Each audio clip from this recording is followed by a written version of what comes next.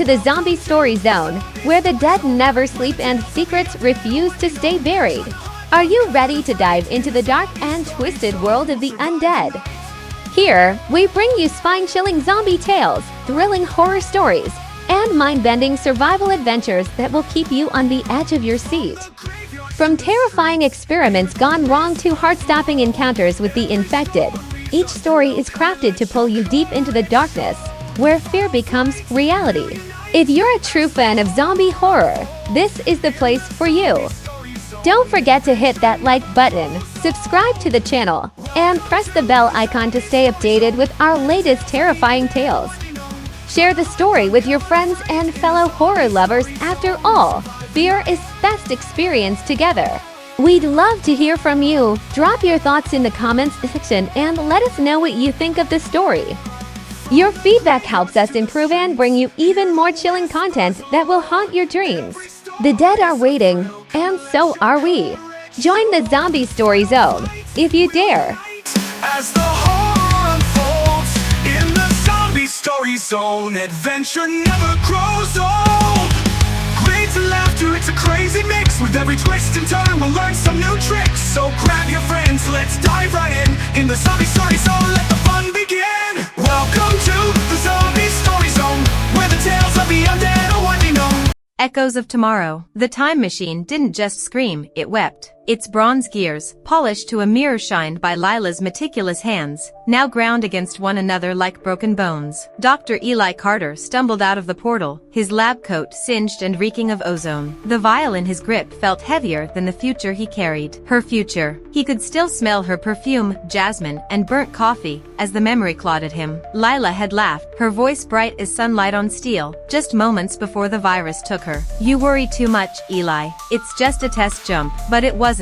The future they'd glimpsed was a graveyard, skyscrapers choked by vines, streets littered with gnawed bones, and the infected, those things with milky eyes and teeth like shattered glass, hunting in pack. He'd promised her he'd fix it. Instead, he'd run. The warehouse was a cathedral of shadows, moonlight slicing through cracked windows. Dust motes swirled in the air, glowing like ash from a funeral pyre. Eli collapsed against a rusted oil drum, his lungs burning. The vial trembled in his hand. Lila's last words, destroy it. Don't let it touch the past. But he'd been too slow. A hairline fracture split the glass, black liquid oozing like ink from a poisoned well. No, no, no, no, he choked, fumbling for a sealant patch. His gloves were slick with sweat, his vision blurring. A single drop escaped, hitting the concrete with a hiss. The floor sizzled, tendrils of smoke curling upward. Eli gagged. The stench was sweet, cloying, like rotting fruit. He didn't notice the rat. It scuttled from the shadows, nose twitching, drawn to the droplet. Eli lunged, but his boot caught on a cable.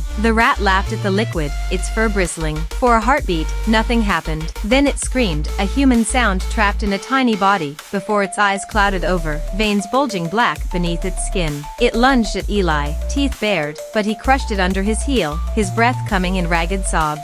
Too late. By dawn, Cedar Brook stirred like a drowsy beast. At the Sunrise Diner, old Mrs. Henderson sipped her chamomile tea, her knuckles white around the mug. Saw a comet last night, she muttered to the waitress, Jenny. Big as a dinner plate. Bad omen, that. Jenny rolled her eyes, refilling coffee cups. You watch too much Ancient Aliens, Mrs. H. But her hand shook as she poured. She'd seen it too, a streak of green light slicing the sky, followed by a tremor that rattled the syrup bottles. At table 6, Deputy Collins scraped eggs across his plate, his radio crackling. All units, code 10 to 78 at the truck stop. Possible OD, he sighed. Tourist season always brought the worst. Outside, the wind carried whispers. A stray dog growled at nothing, foam dripping from its jaws. A toddler pointed at crows circling the water tower, their cries sharp as knives. By noon, Jenny collapsed behind the counter, her apron stained with vomit. Just need a minute, she slurred, her veins darkening like cracks in ice. Deputy Collins found her an hour later, crouched in the freezer, gnawing on a rack of ribs. Her eyes reflected nothing. Eli woke to the sound of sirens. He'd passed out in the warehouse, his cheek pressed to cold concrete. The vial lay beside him, still leaking. His glove was stained black. Lila's voice echoed, "You idiot. You reckless, beautiful idiot." He staggered to his feet, the world tilting. The bite on his arm, Lila's parting gift, throbbed. Why wasn't he turning? The time jump? The machine's radiation? Or maybe the virus needed time to adapt. A news alert blared from his cracked phone. Mysterious outbreak in Cedar Brook. Stay indoors. Footage showed a mob outside the hospital, their movements jerky, unnatural. Eli's stomach lurched. He'd seen this before. In the future he'd doomed. He smashed the vial against the wall, glass shattering. The liquid writhed, alive, before evaporating into the air. I'm sorry, he whispered, to Lila, to the town, to the ghost of the man he'd once been. But the wind carried his apology away, already thick with screams. The hospital's fluorescent lights hummed like a dirge. Dr. Mara Reyes stood in the ER, her stethoscope cold against her chest, staring at the boy in bed. Kyle Thompson, 16, honor student, bitten at football practice. His mother's screams ricocheted down the hallway. That's not my son. That's not my son. But Mara didn't flinch. She'd heard those screams before. 2 years ago, in this same hospital, she'd held David's hand as leukemia devoured him. He'd joked through the pain, his voice raspy but warm. Promise me you'll bake that lemon cake again, March. The one with the burnt edges. She'd promised, but the oven in their apartment had stayed cold ever since. Now, Kyle's body arched off the gurney, restraints biting into his wrists. His jaw unhinged with a wet pop, tendons snapping like rubber bands. Mara's breath hitched. For a heartbeat, she saw David's face superimposed over Kyle's, sunken cheeks, waxy skin, eyes pleading for mercy. Don't let me go, David had whispered. She hadn't. Increased the sedation. Mara barked, but the nurse, a rookie named Jess, froze, her clipboard clattering to the floor. Kyle's milky eyes locked onto Mara, his growl guttural, primal. It wasn't human.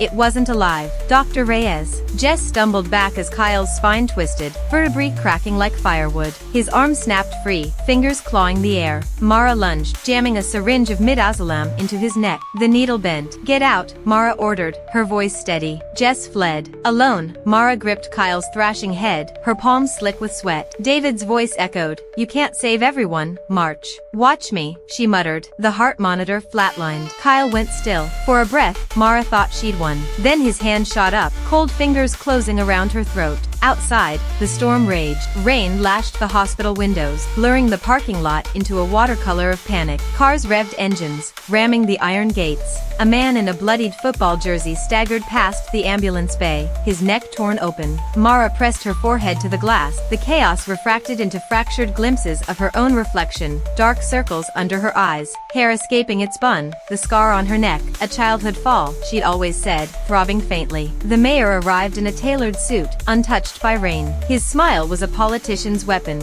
Ladies and gentlemen, he announced to the cameras, this is a temporary flu variant. Stay calm. Avoid crowds. Mara's fist clenched. Temporary flu. She'd heard that before too, when David's coughs were dismissed as seasonal allergies, when his bruises were just clumsiness. She stormed into the supply closet, her sanctuary since David's death. Shelves of gauze and saline bottles watched silently as she stuffed a duffel bag, scalpels, vials of morphine, blood sample kits. Her hands trembled. What are you doing? But she knew. She'd done this before. The night David died, she'd stolen his EKG printout, the erratic peaks and valleys of his dying heart, and tucked it into her copy of Gray's Anatomy. A morbid keepsake. Now, she stole again. The parking lot was a war zone. Rain soaked through Mara's scrubs as she sprinted toward her Jeep. A minivan screeched past, its side dented, children wailing inside. A woman in pajamas clawed at the ER doors, her face streaked with mascara and blood. My baby. They took my baby. Mara froze. The woman's eyes were pitch black. Then she saw him. A man in a singed lab coat barreled through the crowd, his hair wild, eyes darting like a hunted animal. He carried a leather satchel, its strap frayed, and something about him, the way he moved, desperate yet precise, made her think of David in his final days, refusing to surrender to the pain. Stop, Mara yelled, but the man shoved past her, knocking the duffel bag from her grip. Vials shattered. Morphine pooled at her feet. Security tackled him in the lobby, his face smeared against the linoleum, his glasses skittering across the floor. It's airborne now, he screamed, spit and blood flecking his lips. Burn this place down. Burn it. Mara crouched, retrieving his glasses. The lenses were cracked, the frames bent. When she handed them back, their fingers brushed. His skin was furnace hot. Their eyes met. His were bloodshot, pupils dilated, not with fear, but guilt. A guilt she recognized. The guilt of a survivor. "Who are you?" she whispered. He opened his mouth, then convulsed, black vomit spraying her shoes. The library attic smelled of decay, not the rot of the infected, but the slow, sweet decline of paper and glue. Sunlight filtered through grime-caked windows, painting dust motes gold as they drifted over towers of moldering books. Eli sat cross-legged on the floor, a human island in a sea of equations. Maps of Cedar Brook were pinned to the walls, marked with red circles and frantic arrows. Here, the football field where Kyle was bitten. There, the diner where the waitress had coughed her last human breath. Mara hovered in the doorway, her duffel bag heavy with stolen supplies. She'd followed him here on instinct, driven by the same stubborn curiosity that had made her pore over David's medical charts long after the doctors had given up. The man hunched over those papers didn't look like a savior. He looked like a ghost, pale, unshaven, his lab coat streaked with ash and something darker. "You're either a genius," she said, tossing a wrapped sandwich from the hospital cafeteria onto his pile of notes, "or the most dangerous lunatic I've ever met." Eli didn't flinch. His hands trembled as he unwrapped the sandwich, the crinkle of plastic loud in the silence. "Geniuses are lunatics," he said, voice raw. "They just get better PR." He rolled up his sleeve. The bite glared up at them, a jagged halo of blackened flesh, veins spidering outward like cracks in ice. Mara's breath caught. She'd seen infections, but this was alive. The edges pulsed faintly, as if breathing.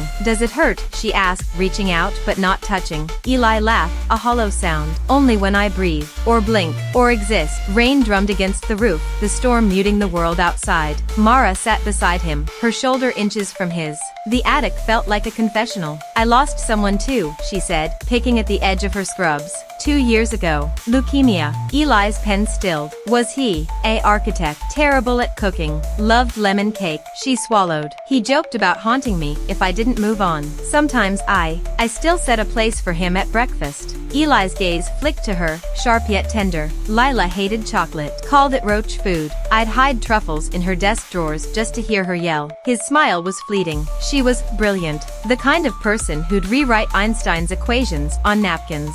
"And I got her killed." Mara's chest tightened. She recognized that guilt, the kind that gnawed bone deep. "You didn't." "I did." He slammed his fist into the floor, papers rustling. "I chose to jump, to play God. And now," he gestured to the bite, the maps, the storm. Silence settled, thick and suffocating. Mara reached for his hand. His skin was fever hot, but she didn't let go. The crash came without warning. Glass shattered downstairs, followed by a wet, guttural snarl. Eli lurched to his feet, knocking over a tower of books. "They're here." Mara's pulse roared in her ears. "How?" "The hospital was miles. The virus is airborne now." He grabbed her wrist, yanking her toward a rusted service hatch in the ceiling. "It's in the rain." They scrambled onto the roof, rain soaking them instantly. Below, the streets seethed. A dozen infected lurched through the downpour, their movements jerky yet relentless. A woman in a nurse's uniform dragged a mangled leg behind her, her jaw hanging by sinew. A child, a child, crawled on all fours, his spine bent at a sickening angle. "Don't look," Eli muttered, but Mara couldn't turn away. The child's head snapped up, milky eyes locked onto hers. "Run." They leaped across rooftops, tiles slick underfoot. Mara's sneakers skidded, and for one heart-stopping second, she dangled over the edge, Eli's grip the only thing anchoring her. The infected howled beneath them, skeletal hands clawing at the air.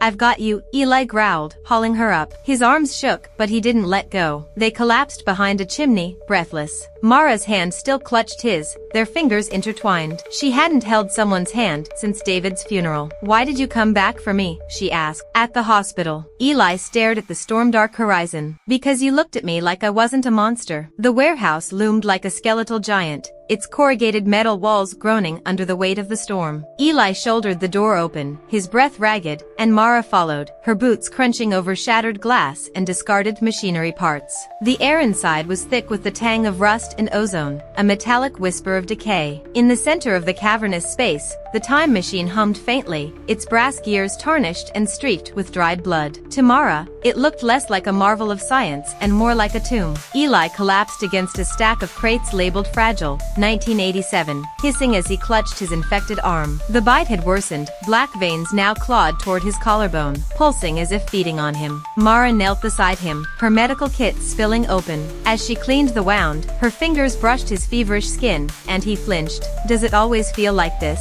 she asked, dabbing antiseptic on the necrotic flesh. "Like burning? Only when I'm awake," Eli muttered, his laugh more of a cough. His eyes drifted to a faded Polaroid pinned to the wall, a woman with wild curls and a smirk standing beside the time machine. Layla. Mara recognized her from Eli's stories, but here, she was frozen in time, forever triumphant. Mara's gaze lingered on a dusty architect's blueprint nearby, its edges curled. David's handwriting, loopy and impatient, flashed in her mind. "Why do you always steal my pens?" he'd teased, drafting plans at their kitchen table. She blinked, the memory dissolving like smoke. Night draped the warehouse in shadows. Eli thrashed in fitful sleep, murmuring Lila's name. Mara paced, her flashlight beam slicing through darkness. The time machine's core flickered, casting jagged blue light on walls plastered with equations and newspaper clippings. Local woman vanishes in experimental lab fire, 2003. Unexplained riot at Cedar Brook Hospital, 2023. A low moan seeped through the walls. Mara froze. Outside, silhouettes shuffled, a horde drawn by the machine's hum, their guttural cries harmonizing with the storm. She pressed her ear to the cold metal door. Scratch, scratch, scratch. "They're getting louder," Eli rasped, suddenly awake. He sat up, sweat gluing his shirt to his chest. "Why here?" Mara asked, nodding to the machine. "Why not destroy it?" "Because it's her," he said bitterly. "Destroying it would be like killing her again." Mara's chest tightened. She thought of David's ashes, the urn still on her mantle. Letting go is a myth. They sat shoulder to shoulder on a moth-eaten couch, a single candle between them. Eli's hands trembled as he sketched equations in the air. Time isn't linear. It's a web. Pluck one thread, and the whole thing vibrates. Poetic, Mara said, though she understood. Grief was a web too. He turned to her, his eyes glassy with fever, or tears. "I tried to undo it, jumped back 6 times. But the virus, it's smarter. It finds a way." Mara's fingers grazed the scar on her neck, a habit she'd never broken. "What if you're not supposed to undo it? What if this is the thread?" The candle guttered. Shadows swallowed Lila's photo, the blueprint, the clippings. Eli's hand found hers, calloused and warm. "Then I'd choose this thread," he said quietly. Their kiss was slow, desperate, a collision of loneliness and need. Mara's mind flashed to David's last kiss, dry and medicinal, and for a heartbeat, she pulled back. But Eli's breath hitched, raw and alive, and she leaned in again, anchoring herself to now. A deafening bang rattled the door. The horde screeched, fists pounding. The candle died. "They're in," Eli whispered. Eli's nightmares were no longer his own. They began with Lila's laughter, bright, unburdened, as she adjusted the time machine's dials. "One more test jump," she'd said, her curls escaping her ponytail. But the vision always twisted, her eyes bleeding black, her hands clawing at him as the virus seized her mind. "You did this," she'd rasp, her breath reeking of copper and decay. "You chose this." He woke screaming, his throat raw, the warehouse's cold air sharp in his lungs. Mara stirred beside him, her warmth a fleeting comfort. Moonlight sliced through the cracks in the walls, illuminating the time machine's jagged silhouette. It seemed to pulse, taunting him. "Fix me. Use me." Mara's hand found his, her fingers steady. "Another nightmare?" He nodded, unable to speak. The bite on his arm throbbed, veins now creeping past his collarbone, branching like dark lightning across his chest. He'd stopped checking the mirror. By dawn, Eli was hunched over the machine's control panel, blood dripping from his nose onto the keys. His notes sprawled around him, equations crossed out, timelines scribbled into oblivion. 1999, 2010, 2023. Each jump had worsened the outbreak.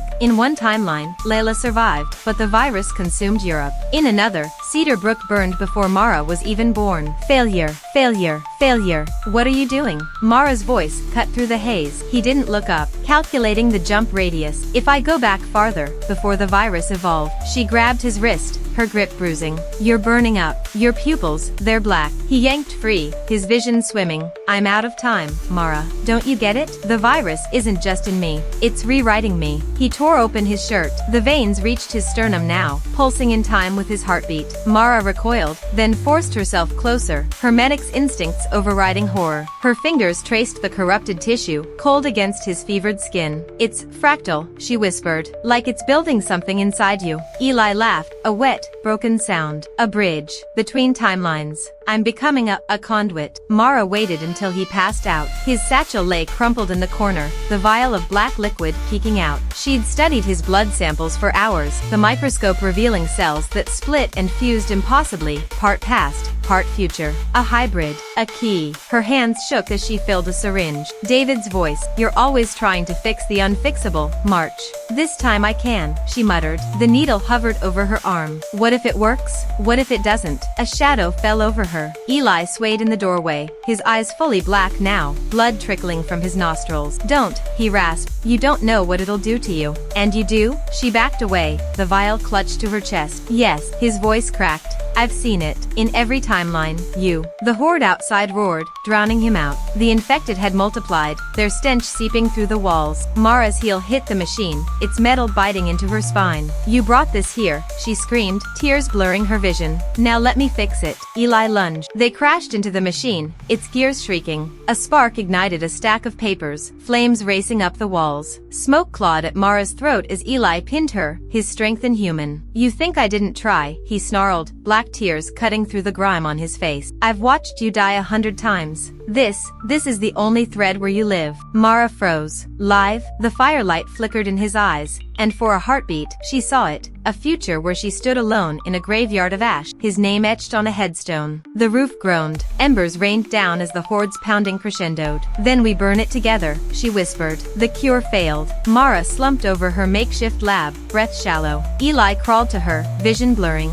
"Mara?" She turned. A black tear streaked her cheek. "It's in me. It's always been in me." She unbuttoned her collar. A scar snaked up her neck. 3 years ago, a patient bit me. The tests were clean. Eli's stomach dropped. He'd seen that scar in Lila's files. "You went back to save me," Mara whispered, "but I'm patient zero." The virus evolved inside me. The truth detonated. His time jumps hadn't caused the outbreak, they'd accelerated it. The horde broke through the door. Eli's arms trembled as he carried Mara into the machine, her body lighter now, her breath shallow and tinged with decay. The horde surged behind them, their gnarled fingers snagging at his ankles, their moans a cacophony of hunger and despair. Mara's head lolled against his shoulder, her scar, that damned scar, pulsing faintly under her jawline, a roadmap to the beginning of the end. "Stay with me," he begged, his voice cracking. The machine's controls glowed cold under his fingertips, the symbols Lila had etched years ago now blurred by his tears. Mara's hand rose weakly, her fingers brushing his cheek. Her skin was paper-thin, her smile a ghost of the woman who'd kissed him in the dark. "Always," she whispered, the word wet and fraying. He activated the machine. The world unraveled. Time wasn't a line, it was a scream. Eli's bones vibrated, his cells splitting and fusing as eras collided. Flashes burned behind his eyelids. Lila laughing in a sunlit lab, her goggles slipping down her nose.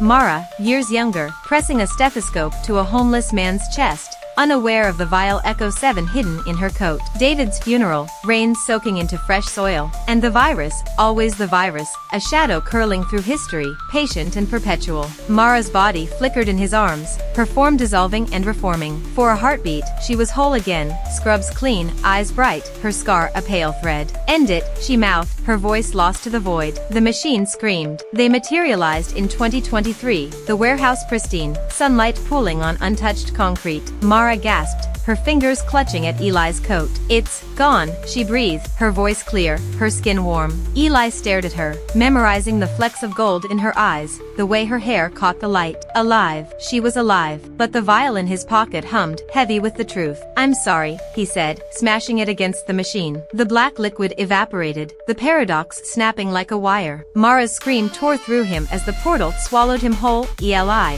her voice echoing across timelines, a sound he'd hear forever. Dr. Mara Reyes scrubbed her hands raw. A homeless man's bite gnawed at her thoughts. His blood work was strange, metallic, almost alive. In her lab, a vial glowed, Echo 7, smuggled from a military site. She pocketed it. For research, she told herself. That night, she dreamed of a man with sad eyes and a broken machine. He whispered, "Layla." She woke scratching her neck. Blood smeared her collar. Somewhere, a time machine screamed. Somewhere, the loop began.